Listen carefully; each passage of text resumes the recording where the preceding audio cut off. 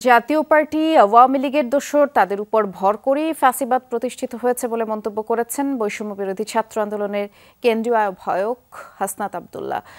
শ্রীলঙ্কা আবারও রপ্তানিতে শীর্ষে। বিকেলে কুমিল্লার লাকসামে তিনি বলেছেন, জুলাই গণ আন্দোলনের শহীদদের এবং গুম খুনের বিচার না হওয়া পর্যন্ত আওয়ামী লীগ পুনর্বাসন হওয়ার প্রশ্ন প্রাসঙ্গিক নয়। আওয়ামী লীগের পক্ষে যে বয়ান জাতীয় পার্টি দিচ্ছে তা ফ্যাসিবাদের সমর্থন। দেশে হিন্দু মুসলমান কারো মধ্যে বিদ্বেষ নিয়ে উল্লেখ করে ভারতীয় গণমাধ্যমগুলোর বিদ্বেষ ছড়ানোরও নিন্দা জানান হাসনাত।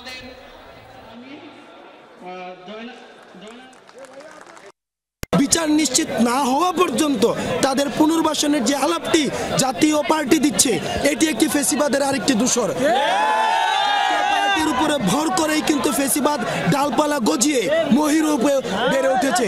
সুতরাং জাতীয় পার্টি যদি মনে করে আবার তারা শেষ কয়েকদিন আন্দোলনের আগে পিছনে থেকে আবার তারা মেইনস্ট্রিমে চলে আসবে, তাহলে জাতীয় পার্টি ভুল ভাবছে।